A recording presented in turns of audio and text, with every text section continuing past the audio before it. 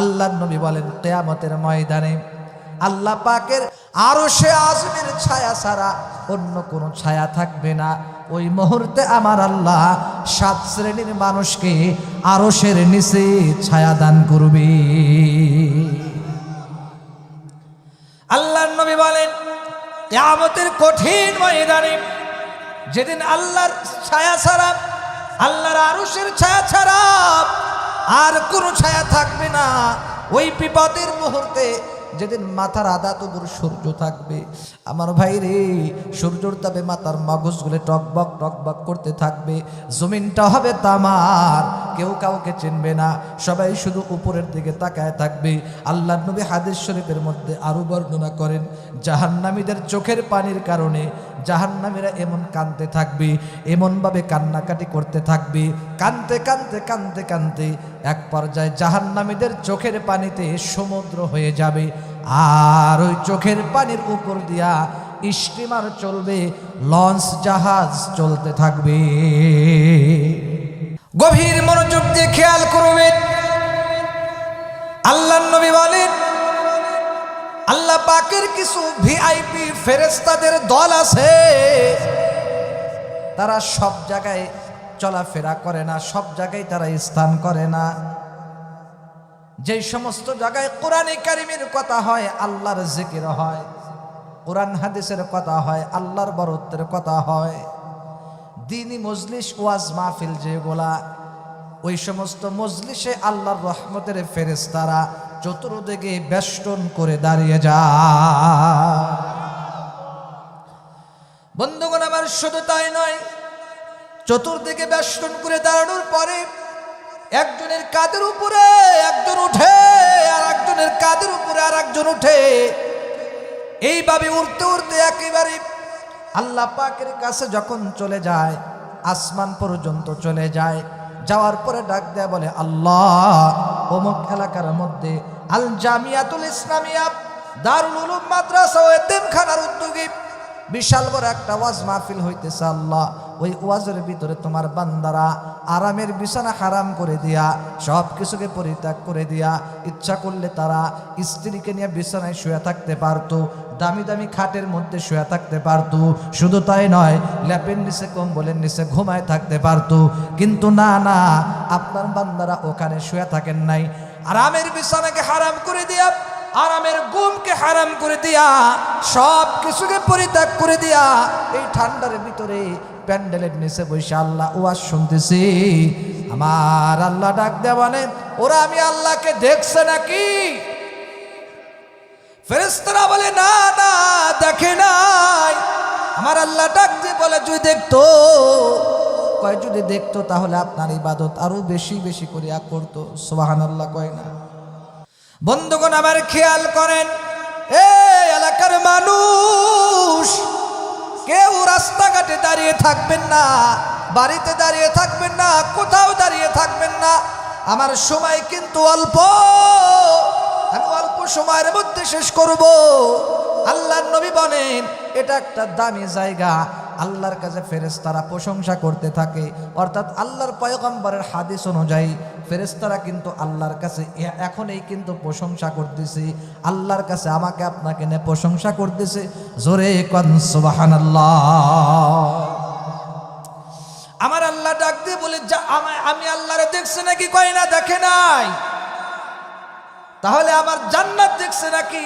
কয় না, দেখে নাই। এবার বলে, জান্নাত যদি দেখতো তাহলে কি করতো? ফেরেশতারা ডাক দেয়া বলে, আল্লাহ, জান্নাত যদি দেখতো তাহলে তারা দুনিয়ার ব্যবসা বাণিজ্য, চাকরি বাকরি, অফিস আদালত, স্ত্রী, পরিবার পরিজন সব কিছুকে ছেড়ে দিয়া তারা সব সময় তোমার জান্নাত নিয়েই সব সময় বিবেচনা করত, সব সময় জান্নাতের আশাই করত। আল্লাহ, তুমি তাদেরকে জান্নাত দিয়ে দাও, জান্নাত তাদের আমল নামায় লিপিবদ্ধ করে দাও। সুবহানাল্লাহ বলতেন না? আমার বন্ধুগণ, এবার আল্লাহ বলেন, এ ফেরেশতারা, ওরা জাহান্নাম দেখছে নাকি? কয় না না, জাহান্নাম দেখে নাই। কয় যদি দেখতো তাহলে কি করতো? আমার আল্লাহ ডাক দেয়া বলে, ঠিক আছে, ওরা জাহান্নাম দেখছে নাকি? পানা চাই কি থেকে? ফেরেশতারা বলে মিনান্নার, জাহান্নামের আগুন থেকে তোমার বান্দারা পানা চায়। আমার আল্লাহ ডাক দিয়ে বললেন, জাহান্নাম যদি দেখতো তাহলে কি করতো? ফেরেশতারা বললেন, আল্লাহ, এত ভয়ানক, এত কঠিন শাস্তির জায়গা জাহান্নাম, এইটা যদি তোমার বান্দারা দেখতো আরো বেশি বেশি করে তোমার ইবাদত করতো। আমার আল্লাহ ডাক দিয়ে বললেন, ঠিক আছে, এ ফেরেশতারা তোমরা সাক্ষী থাকো, এই জায়গার ভিতরে যারা বসে গেছে আমি আল্লাহরে না দেখে যারা বিশ্বাস করেছি, তোমরা সকলেই মিলে সাক্ষী থাকো, আমি আল্লাহ এই জায়গার ভিতরে যারা বসে গেছেন, এই মাহফিলের প্যান্ডেলের ভিতরে পুরুষ হোক মহিলা হোক যারাই বসে গেছে, আমি আল্লাহ এদের জীবনের গুনাহ খাতা মাফ করে দিলাম। আল্লাহ আমার রব, এই রবই আমার সব। বলেন, আল্লাহ আমার রব, এই রবই আমার সব। দমে দমে তন মনে তারি অনুভব। আল্লাহ আমার রব, এই রবই আমার সব। ঠিক না? তোমার দুনিয়াতে আমি যেদিকে তাকাই, অধৈ নিয়ামতে ডুবে আছি সদাই। চিল্লা বলেন ঠিক কিনা? তোমার দুনিয়াতে আমি যেদিকে তাকাই, অধৈ নিয়ামতে ডুবে আছি সদাই। পাখালির গানে তসবিহ কল রব, আল্লাহ আমার রব, এই রবই আমার সব। আল্লাহ আমার রব, এই রবই আমার সব। বন্ধুগণ আমার, আমার মুরব্বী বাবারা, এ পর্দার আড়ালের আম্মা জান, আমার যুবক ভাই শোনো, আল্লাহর পয়গম্বর সারা দুনিয়ার মানুষদেরকে উল্লেখ করে বলে, দুনিয়ার মানুষ মায়ার নবীর উম্মত। আল্লাহর নবী সুন্দর করে জানিয়ে দেয়, বুখারী শরীফের 6806 নম্বর হাদিসের বর্ণনা। এই হাদিসটা বলে এর তরজমা ব্যাখ্যা করে আমার বয়ান শেষের দিকে আমি চলে যাব, আপনারা গভীর মনোযোগ দিয়ে শুনবেন তো ইনশাআল্লাহ। আল্লাহর নবী, বিশ্ব নবী, রাহমাতুল লিল আলামিন, সহিহ বুখারী শরীফের 6806 নম্বর হাদিসের বর্ণনা।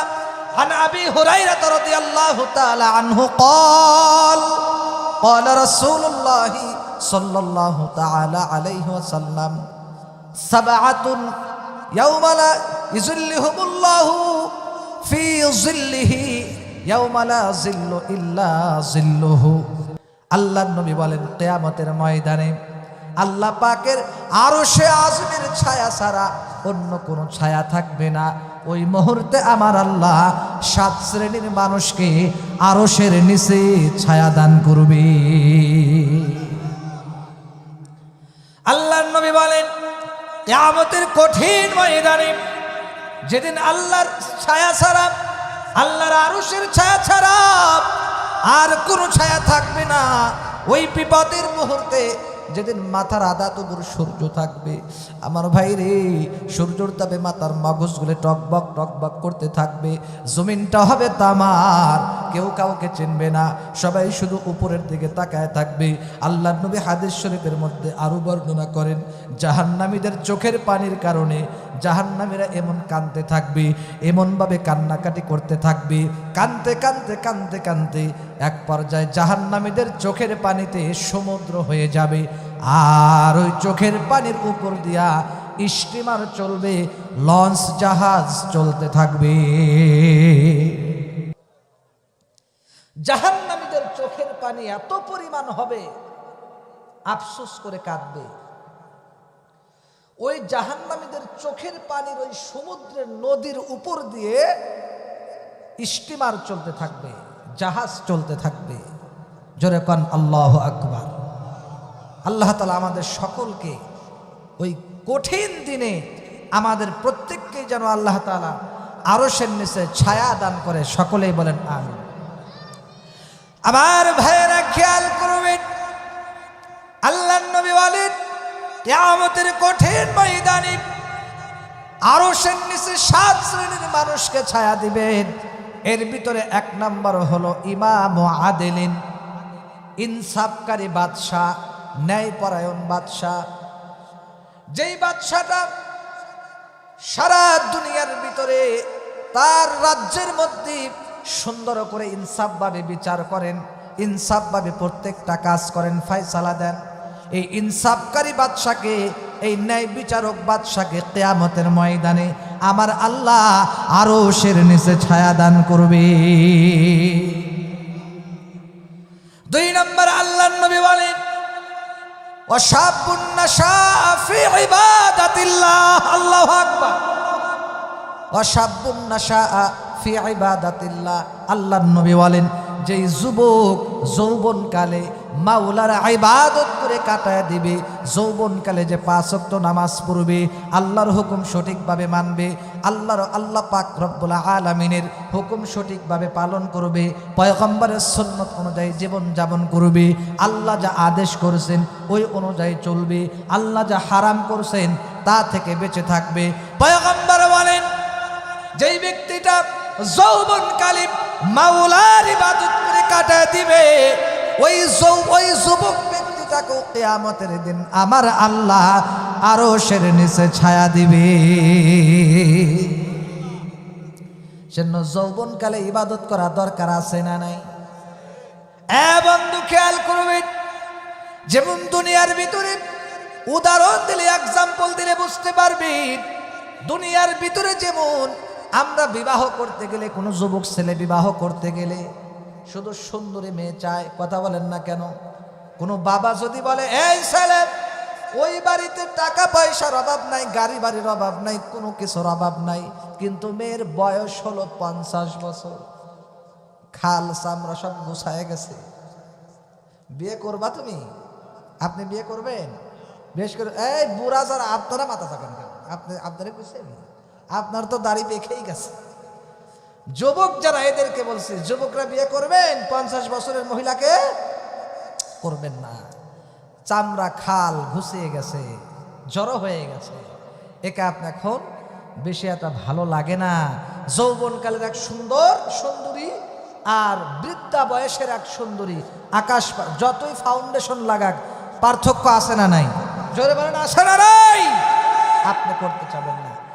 যেমন বন্ধুগণ আমার, এই যে সরকারি চাকরি করতে গেলে, সরকারি চাকরি জয়েন করতে গেলে আপনি 40 বছর 30 বছর হয়ে গেলে আপনাকে নেবে নাকি? 21 বছরের যুবক লাগবে, এরপরে নেবে, কথা বলেন না কেন? এরে মুমিন, ঠিক তেমনি ভাবে আমার আল্লাহ পাক রব্বুল আলামিন টাটকা যুবককে চান। আমার আল্লাহ যুবকের সেজদাকে খুব পছন্দ করে, যুবকের কোরআন তেলাওয়াত পছন্দ করেন, যুবকের জিকির আজগার আল্লাহ খুব পছন্দ করেন। যুবকের আল্লাহ আল্লাহ ডাক দিলে আমার আল্লাহ যুবকের এই আল্লাহ ডাকটা খুব পছন্দ করেন। বৃদ্ধ মানুষের একটা সিজদা আর যুবকের সেজদা আকাশ পাতাল পার্থক্য। যেমন অনেকেই চিন্তা করেন আমি বুড়া হয়ালেই নাতি পুতি বিয়া দিয়ালই, আমার মেয়েটাকে বিয়ে দিলে, ছেলেকে বিয়ে করায়নি, নাতি পুতি হোক, দাদা হই, নানা হই, এরপরে আমি দাড়ি রাখবো, নামাজ পড়বো। এবার আপনাদেরকে বলবো, আপনি যে দাড়ি রাখবেন, নামাজ পড়বেন, দাদা হইবেন, নানা হবেন, এইটার কি কোনো গ্যারান্টি আছে নাকি? যদি গ্যারান্টি থাকে তাহলে আজকে আমাকে এখনই আপনি লিখে দিয়ে যাবেন, হুজুর আমি অতদিন বাঁচবো, তাহলে লিখে দিয়ে যান। পারবেন? পৃথিবীর আপনারা পারবেন না, হয়তো পৃথিবীর প্রধানমন্ত্রী পারবে, কারণ তার তো টাকার অভাব নেই। পারবে? সারা দুনিয়ার যত বাদশা আছে সবাই যদি একত্রিত হইয়া একদিনের হায়াতকে কেউ টাকা দিয়ে কিনতে পারবে নাকি? হায়াত মৌত এগুলা সব কার হাতে বলেন? কিয়ামত কবে হবে এটা কার হাতে বলেন? বসুন্ধরার মালিক কোটি কোটি টাকা, যে কত হাজার হাজার কোটি টাকা ছিল উনি নিজেও জানে না। উনি যখন অসুস্থ হয়ে গেল, ডাক্তারদেরকে বলে ডাক্তার আমাকে তোমাদের বাঁচাইতে হবে, আমার যত সম্পদ আছে সব সম্পদ আমি তোমাদের নামে লিখে দেব, তবু আমাকে তোমরা দয়া করে বাঁচাও। সুবহানাল্লাহ কইতেছে একজন। বাঁচাইতে পারছে? পারে নাই, কারণ মৌত হায়াতের মালিক একমাত্র কে? সুলাইমান পয়গম্বর একদিন একটা পিপিলিকা পিঁপড়াকে বলতেছে, ও পিঁপড়া, তুমি আমার কাছে কি চাও বলো, আমার কাছে তুমি কিছু চাও? ইসআলনি, আমার কাছে কিছু চাও। এবার পিঁপড়া ডাক দেয়া বলে, তোমার কাছে কি চাবো, তুমি আমাকে আবার কি দিবা? এবার ডাক দেয়া বললেন, তোমার কাছে একটা জিনিস চাবো, যেহেতু তুমি কারোবারও করতেছো, যেহেতু আমাকে অনুরোধ করতেছো, তোমার কাছে আমি একটা জিনিস চাই, জিদফি হায়াতি, আমার হায়াতকে তুমি বৃদ্ধি করে দাও। সুলাইমান নবী বলে, আর কোনো জিনিস পাই না, হায়াত আমি দিব কিভাবে? এই হায়াত আমি কই পাবো? হায়াত কি আমার হাতে নাকি? এরপর সুলাইমান পয়গম্বরকে বললেন, তাহলে এটা পারলেন না, ভালো কথা, 2 নাম্বার আর একটা জিনিস চাই, জিদফি রিজকি, আমার রিজিক আপনি বৃদ্ধি করে দেন। সুবহানাল্লাহ কয় না? এবার বলে, রিজিকও আমার বৃদ্ধি করার ক্ষমতা নাই। এবার সুলাইমান পয়গম্বরকে পিপিলিকাটা কি কয় জানেননি? পিপিলিকা ডাক দিয়ে বলে, সুলাইমান পয়গম্বর, তুমি আবার তাহলে কিসের বাদশাহ? আমার কাছে আবার বাদশাহী দেখাচ্ছ? তোমার মতো এই বাদশাহ আমার কাছে দরকার না। সুবহানাল্লাহ বলেন, চিৎকার দিয়ে বলেন আল্লাহু আকবার। কেমন বাদশাহী? পিপিলিকা কি বলে? বিশ্বাস করেন, এই কথা পিপিলিকা বলার পরে তুমি হায়াতও দিতে পারো না, রিজিকও বাড়াই দিতে পারো না, তাহলে তোমার কাছে আমি কি চাবো? তাই আবার দেওয়ার আগে এত জোরদাবস্তি? আমি জানি আপনি দিতে পারবেন না। এবার সুলাইমান নবী মাথাটা নিচে করছে, হায় হায়। এরপর থেকে উনি এমন শরম পাইছে, পরবর্তীতে উনি যতদিন চলাফেরা করছে, কিতাবের মধ্যে লেখে, উনি মানে এই পিপিলিকা এই কথা বলার পরে উনি মানে শরমেতে একেবারেই হয়ে গেছে। বলেন আল্লাহু আকবার। হায়াত মৌত এগুলা পৃথিবীর কোনো মানুষের হাতে আছে? এ বন্ধু খেয়াল করবেন, সেন্য যুবকদেরকে বলবো, আপনারা যৌবনকাল থেকে ইবাদত করবেন সুন্দর করে। 3 নম্বর পয়েন্ট হলো, রাজুলুন কলবুহু মুআল্লাকুন ফিল মাসাজিদি। আল্লাহর নবী বলেন, যে ব্যক্তিদের হৃদয়টা, কলবটা মসজিদের সাথে সম্পর্ক থাকবে, তাআল্লুক থাকবে, মসজিদের সাথে ঝুলান্ত থাকবে, এই ব্যক্তিদেরকে আমার আল্লাহ কিয়ামতের দিন আরশের নিচে ছায়া দিবে।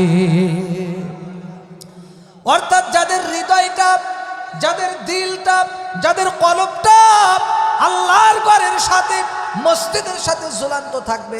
আপনারা বলবেন, হুজুর ঝুলান্ত মানে কি? এইটার ব্যাখ্যা শোনেন। অর্থাৎ সব সময় আপনার মনটা মসজিদে যাওয়ার জন্য অস্থির থাকবে। আপনি ফজরের নামাজ পড়বেন, জহরের নামাজের অপেক্ষায় থাকবেন, কখন মুয়াজ্জিন সাহেব জহরের আজান দিবে, আমি তাড়াতাড়ি করে জহরের নামাজে যাব। এরপর অর্থাৎ প্রত্যেকটা নামাজ পড়ার পরে এরপরের পরবর্তী ওক্তের জন্য আপনি অপেক্ষায় থাকবেন। আপনার হৃদয়টা ছটফট করবে, কখন আমি মসজিদে যাব, কখন আমি নামাজ পড়ব। শুধু তাই নয়, মসজিদের সাথে ঝুলান্তর আরেকটা 2 নম্বর ব্যাখ্যা হলো, যেমন আপনি পরিবারের ভিতরে চাউল কতগুলো আছে, চাউল 1 বস্তা কয়দিন যাবে, তেল কতদিন যাবে, সাবান কতদিন যাবে, রসুন কতদিন যাবে, পেস্ট কতদিন যাবে, এইটা সেইটা সবজি কতদিন যাবে। আপনি যেমন পরিবারের প্রতি খেয়াল রাখেন, ফ্যানটা কতদিন চলবে, নষ্ট হয়েছে না ভালো আছে, পানি ঠিক আছে কিনা, মোটর ঠিক আছে কিনা, এইগুলা যেমন আপনি ভালো করে খেয়াল রাখেন, ঠিক তেমনিভাবে মুহাদ্দিসিনে কিরামগণ বলেন, আপনি মসজিদের সাথে ঝুলান্ত মানে এটার ব্যাখ্যা হলো, মসজিদের ফ্যানটা ঠিক আছে কিনা, ওযুখানা ঠিক আছে কিনা, মুসল্লিরা ঠিক মতো ওযু করতে পারে কিনা, ঠিক মতো কার্পেট বিছায় নামাজ পড়তে পারে কিনা, মুসল্লিরা ভালো মতো নামাজ পড়তে পারে কিনা, নাকি জায়গা হয় না। এই যে মসজিদ নিয়ে যে আপনি ব্যস্ত থাকলেন, মসজিদের সাথে আপনি তাআল্লুক রাখলেন, মসজিদকে আপনি সময় দিলেন, আল্লাহর নবী বলেন, এইভাবে যারা মসজিদের সাথে তাদের হৃদয়টাকে ঝুলন্ত অবস্থায় রাখবে, কিয়ামতের ময়দানে আমার আল্লাহ আরশের নিচে তাদেরকে ছায়া দিবে। জোরে কান সুবহানাল্লাহ। এ বন্ধু, 4 নম্বর হলো, আল্লাহর নবী বলেন, ইজতামাআনি, আল্লাহর নবী বলেন 4 নম্বর প্রকারের মানুষ হলো, যারা একজন আরেকজনকে ভালোবাসে একমাত্র আল্লাহর জন্য, পরস্পরে মহব্বত রাখে একমাত্র কার জন্য বলেন? অর্থাৎ মহব্বত রাখেও আল্লাহর জন্য, আবার ইদা খরাজা, আবার ইদা খরাজা মিনহু, আবার মোহাব্বত ছেড়ে দেয়, পৃথক করেও আল্লাহর জন্য, কাউকে ভালোবাসে আল্লাহর জন্য, আবার কারোর সাথে শত্রুতা করেও একমাত্র আল্লাহর জন্য।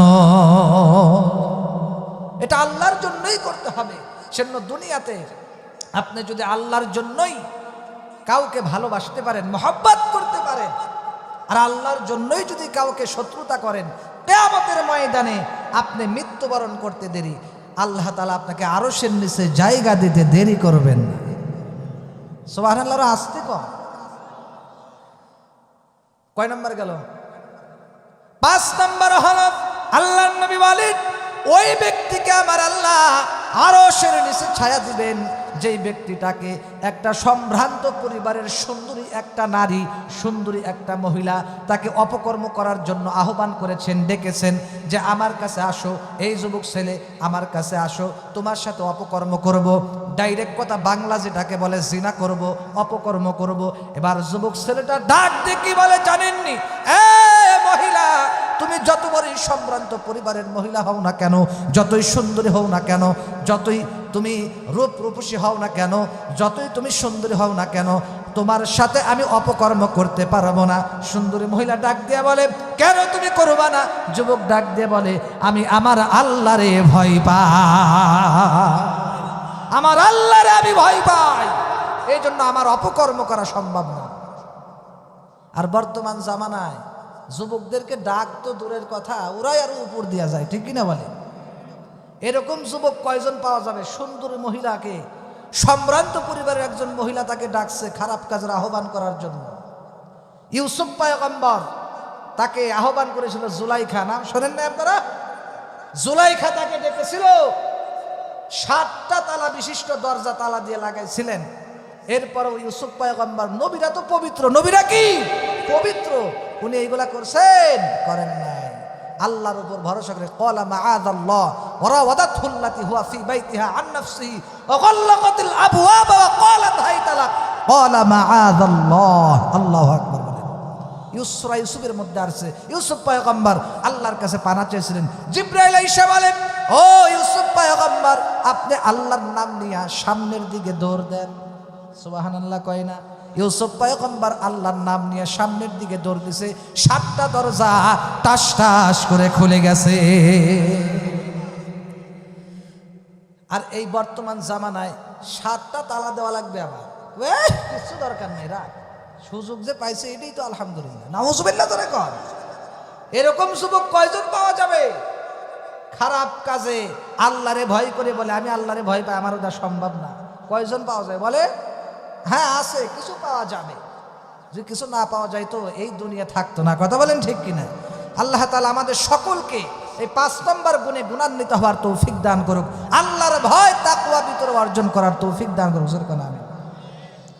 6 নম্বর হলো আল্লাহর নবী বলেন, ওই যুবককে, ওই ব্যক্তিকে আমার আল্লাহ কিয়ামতের ময়দানে আরশের নিচে ছায়া দান করবে যেই ব্যক্তিটা ডান হাত দিয়ে দান করে, বাম হাতও টের পায় না। আর এক রিওয়ায়াতের মধ্যে আছে, আর একজন ব্যক্তি হলো যেই ব্যক্তিটা আমার আল্লাহকে নিরালায় অনুসরণ করে, আমার আল্লাহকে স্মরণ করে, আর আল্লাহকে স্মরণ করতে গিয়া, জিকির করতে গিয়া, আল্লাহকে স্মরণ করতে গিয়া নিরালায় চোখের পানি ছেড়ে দেয়, এই ব্যক্তিটাকেও আমার আল্লাহ আরশের নিচে ছায়া দিবে। তাহলে 1 নম্বর হলো আল্লাহর নবী বলেন, কিয়ামতের কঠিন ময়দানে 7 শ্রেণীর মানুষকে আমার আল্লাহ আরশের নিচে ছায়া দান করবে। 1 নম্বর হলো ইমাম ও আদিলিন, ইনসাফকারী বাদশাহ, মনে আসেনি? 2 নম্বর হলো ওয়াশাবুন নাশাআ ফি ইবাদাতিল্লাহ, ওয়াশাবুন নাশাআ ফি ইবাদাতিল্লাহ। 2 নম্বর হলো যেই যুবক যৌবনকালে আমার মাওলার ইবাদত করে কাটাবে, আমার আল্লাহ ওই ব্যক্তিকে আরশের নিচে ছায়া দিবে। 3 নম্বর হলো ওই ব্যক্তিকে আমার আল্লাহ আরশের নিচে ছায়া দিবে যার হৃদয়টা মসজিদের সাথে ঝুলান্ত থাকে। কথা বলেন ঠিক কিনা? 4 নম্বর হলো ওই ব্যক্তিকে আমার আল্লাহ জান্নাতের আরশের নিচে ছায়া দিবে যেই ব্যক্তিকে সম্ভ্রান্ত পরিবারের সুন্দরী মহিলা আহ্বান করছে খারাপ কাজ করার জন্য। এবার ওই ছেলেটা ডাক দেয়া বলে, না না, আমি আল্লাহরে ভয় করি। 6 নম্বর হলো ওই ব্যক্তি যেই ব্যক্তিটা ডান হাত দিয়ে দান করে বাম হাত টের পায় না। 7 নম্বর হলো যেই ব্যক্তিটা আল্লাহকে অনুসরণ করে আর নির্জনে আল্লাহকে অনুসরণ করে আর চোখ দিয়ে টপকায়া টপকায়া পানি আসে, চোখ বেয়ে গাল বেয়ে পানি আসে, আল্লাহর ভয়ে কান্নাকাটি করে, এই ব্যক্তিকেও আমার আল্লাহ আরশের নিচে ছায়া দান করবে। বন্ধুগণ আমার, আজকের থেকে আপনারা নিয়ত আছে তো ইনশাআল্লাহ বলে? যুবক ভাইরা, মুরব্বী বাবারা, আমার আম্মা জানদেরকেও বলবো আজকের থেকে পাক্কা নিয়ত করবেন। যুবতী মেয়েরা যারা আছেন আপনারা খাস পর্দা করবেন, এলোমেলো বেশি চলাফেরা কইরেন না, কারণ আপনারা কিন্তু দামি মানুষ। কথা বলেন ঠিক কিনা? আপনি কি হীরা মানিক স্বর্ণ আপনি কি খোলা হাতের মধ্যে রাইখে ঘুরবেন? হেরা মানিক স্বর্ণ এগুলা হাতে নিয়ে এভাবে ঘুরবেন নাকি ঢাইকা রাখবেন? আম্মাজান খেয়াল করো, স্বর্ণ, হেরা, মানিক, মণিমুক্তা দামি জিনিস নিয়ে যেমন তুমি রাস্তার ভিতরে চলাফেরা করবা না, মানুষকে দেখাইবা না, কারণ ওটা একটা দামি জিনিস, তুমি ঢাইকা রাখবা। ঠিক তেমনি ভাবে ও আমার আম্মাজান, তুমি কিন্তু স্বর্ণের চাইতেও দামি, হেরা মানিকের চাইতেও দামি, এই পৃথিবীর সব সম্পদের চাইতেও দামি। আপনারা বলবেন এর দলিল কি? হযরত আলী রাদিয়াল্লাহু তাআলা আনহু বলেন, একজন সৎ, একজন নেককারিনী স্ত্রী হলো এই পৃথিবীর সব সম্পদের চাইতেও দামি। সুবহানাল্লাহ বলেন। কিসের হীরা মানিক স্বর্ণ? সেজন্য আজকের থেকে প্রতিজ্ঞা করেন, নিয়ত করেন আম্মা জানেরা, আপনারা দামি জিনিস, দামি মানুষ, আপনারা পর্দায় থাকবেন, ঢেকে থাকবেন, আড়ালে থাকবেন, যত গোপনে থাকবেন আল্লাহ আপনার সম্মান দাম তত বাড়ায় দিবে। সুবহানাল্লাহ। সেজন্য আজকের থেকে আমরা এই কথাগুলোর উপরে আমল করার চেষ্টা করব। আমার ভাই রে, আমার সময় শেষ হয়ে গেছে, আমার বয়ান আমি এখনই শেষ করে দেব। আমার বন্ধুগণ, আমার পরে কিন্তু আপনাদের একজন প্রধান আকর্ষণ আছে। সুবহানাল্লাহ কোন? হযরতুল আল্লাম মাওলানা, হযরতুল আল্লাম মাওলানা কে? হায় হায়, কে পড়ে গেল? হযরতুল আল্লাম সুলাইমান নুরি হাফিজাহুল্লাহ, 36 ইঞ্চি বক্তা। আলহামদুলিল্লাহ বলেন। এটা আল্লাহ পাকের কুদরত। উনি এখনই মঞ্চে চলে আসবেন। আজকের মাহফিলের প্রধান আকর্ষণ হযরতুল আল্লাম হাফেজ মাওলানা সুলাইমান নুরি সাহেব, 32 ইঞ্চি হুজুর। আল্লাহ তাআলা হুজুর এখনই চলে আসবে। যারা এখনো রাস্তাঘাটে বিভিন্ন জায়গায় ঘোরাফেরা করতেছেন, আমার আরেক জায়গায় আরেকটা মাহফিল আছে ভাই, সেজন্য আমার এখনই যেতে হবে। যদি আপনারা কষ্ট পেয়ে থাকেন আমাকে মাফ করে দিবেন ইনশাআল্লাহ বলেন। ওখানে আমার কথা দিয়ে আসছি 9টায় আমার বয়ান, যেতে হবে সর্বোচ্চ 9:15টায়।